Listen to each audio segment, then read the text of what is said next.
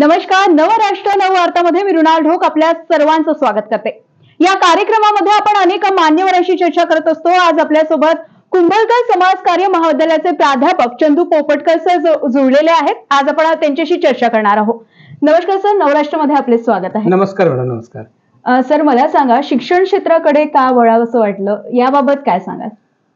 Madam, खरं तर मी ग्रामीण भागातला एक विद्यार्थी आहे आणि माझं शिक्षण हे ग्रामीण भागातलं असल्यामुळे मी शिकत समोर येत गेलो आणि मग नंतर हायस्कूलचं शिक्षण वर्ध्यामध्ये महात्मा गांधी विद्यालयामध्ये केलं.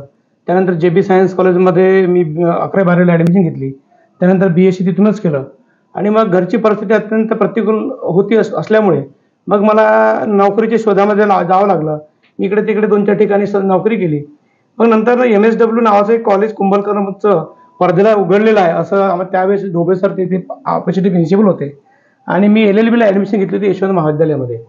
मग त्यांनी मला सांगितलं की बाबा तुम्ही असं करा की MSWला ॲडमिशन घ्या आणि मग आम्ही MSWला ॲडमिशन घेतली आणि मग खऱ्या अर्थाने माझ्या शिक्षणाची प्रवास, मला शिक्षणामधला इंटरेस्ट आणि निर्माण झाला आणि MSWमध्ये मग आम्ही अभ्यास करायला लागलो. MSW क्षेत्र इतकं चांगलं आवडायला लागलं की खूप सायन्सपेक्षा मला ते BMSW क्षेत्र आवडलं आणि मग मी MSWमध्ये चांगले प्रावीण्य, मला वाटतं मेरिट लिस्टमध्ये पण मी 5व्या-6व्या नंबरमध्ये MSWला होतो आणि मग लगेच मग आम्हाला लक्षात आलं की बा कुंभलकर कॉलेजला ग्रँड मिळालेली आहे, मग इथे अपॉर्च्युनिटीज आहेत आणि मी कॉम्पिटेटिव्ह परीक्षेचा अभ्यास करत असल्यामुळे मग मी लगेच नेटची परीक्षा पास केली 1998ला आणि मी तिथे 1999ला जानेवारीला महाविद्यालयामध्ये रुजू झालो. सर, मला सांगा, जी आजकालची पिढी आहे, तरुण वर्ग म्हणा, ती सगळ्यात जास्त मोबाईलवर राहते आणि त्याचा परिणाम शिक्षणावर होतोय. त्यासाठी काय संदेश द्याल युवकांना? खरं तर मोबाईल हे एक दुधारी तलवार आहे, त्याला दोन्ही बाजू आहेत. पण त्याचा जर उपयोग चांगल्या पद्धतीने विद्यार्थ्यांनी केला तर ते आपल्या सोबत असणारे एक प्रकारचे एक विद्यापीठ आहे, एक ज्ञानपीठ आहे. पण विद्यार्थी आजकाल त्याचा उपयोग स्वतःच्या ज्ञानाकरता करत नाही, तर त्याच्यामध्ये केवळ टाइमपास करतात. आणि त्याच्यामुळे मला विद्यार्थ्यांना या निमित्ताने एक आवाहन करायचं आहे की बाबा रे, तुम्ही जे बाहेर जाऊन अपडाऊन करता किंवा ट्रेनमध्ये बसता किंवा बसमध्ये बसता किंवा तुमच्याकडे भरपूर फावळावे असतो, त्यावेळेस त्याच्यामधलं जे तुमच्या कामाचं आहे, जे तुम्हाला आईवडिलांचे स्वप्न पूर्ण करण्याच्या दृष्टिकोनात तुम्हाला जे काही स्वप्न बघितलेले आहेत ते पूर्ण करण्याच्या दृष्टिकोनातून त्याच्यामधलं एक एक ज्ञान तुम्ही घ्या. त्याच्यामध्ये इतकं चांगलं ज्ञान आहे त्याच्यामध्ये मोबाईलमध्ये, ते तुम्ही घ्या, असा मला या निमित्ताने विद्यार्थ्यांना संदेश द्यावासा वाटते. कारण मोबाईल हे जरी तुम्हाला व्हॉट्सअप असेल किंवा फेसबुक असेल किंवा बाकीच्या सगळ्या गोष्टी असतील, ह्याचे तुम्हाला हाय हॅलो पुरतं ते मर्यादित न ठेवता त्याच्यामध्ये इतकं सगळं ज्ञान आहे की ते जर तुम्ही रोज जर 1 तास 2 तास त्यात ज्ञान ते वाचलं तर मला असं वाटतं की तुमच्या जीवनामध्ये त्याची प्रगती होईल आणि नक्कीच त्याचा पॉझिटिव्ह फायदा होईल. पण ते विद्यार्थ्यांनी घ्यावं अशी मला माझ्या वतीने त्यांना कळकळीची विनंती आहे.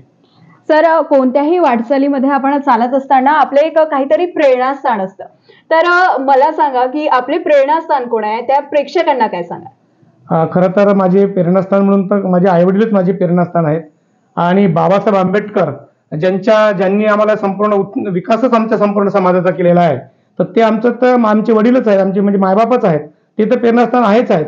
पण ज्या गावातून आपण येतो, आईवडिलांचे स्वप्न पूर्ण करण्याच्या दृष्टिकोनातून बघतो, तेव्हा आईवडील खऱ्या अर्थाने आपले प्रेरणास्थान आहेत. त्यानंतर आमचे मासवेचे संघटक अहमदाजी मोहिते सर हे सुद्धा आमचे प्रेरणास्थान आहे.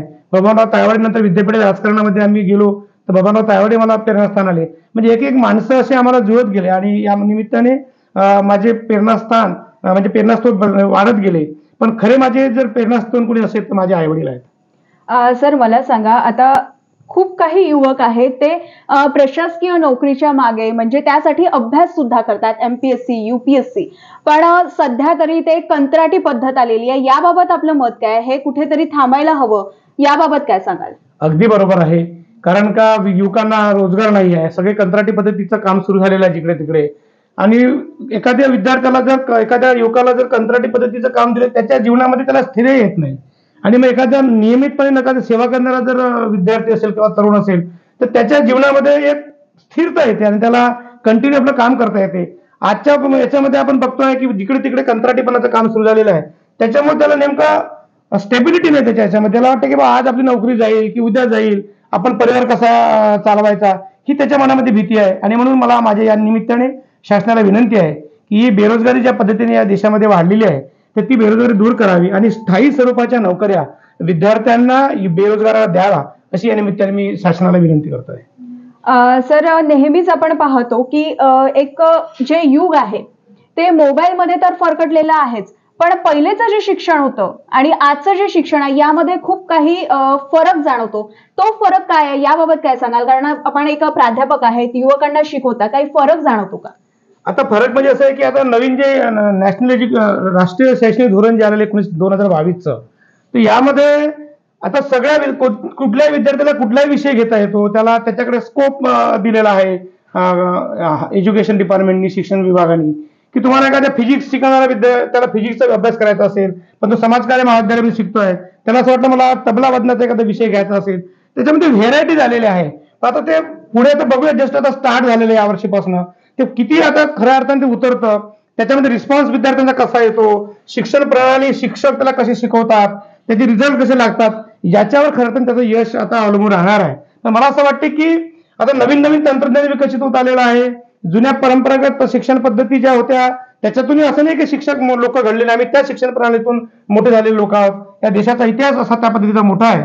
परंतु नवीन नवीन शैक्षणिक धोरण आल्यामुळे आता सगळ्या विद्यार्थ्यांना सगळं शिक्षण एकाच जागेवरून घेता यावं हा शासनाचा उद्देश असल्यामुळे आता तो खऱ्या अर्थाने किती इम्प्लिमेंट होतो, ती चांगली बाजू कशा पद्धतीने होईल, त्याला लोकांपर्यंत कसं पोहोचवता येईल, विद्यार्थी त्याला कसे स्वीकारतील, याच्यावर खऱ्या अर्थाने त्याचं यश अवलंबून आहे. जे नवीन शिक्षण प्रणाली आहे ते विद्यार्थी कशा रूपाने आत्मसात करतील असं सरांचं म्हणणं आहे. धन्यवाद सर, नवराष्ट्रासोबत आपण जुळले आणि छानपैकी एक चर्चासत्र आपण इथे राबवलं. यानंतरही असेच चर्चासत्र बघण्यासाठी बघत रहा नवराष्ट्र नववार्ता. मृणाल ढोक, वर्धा.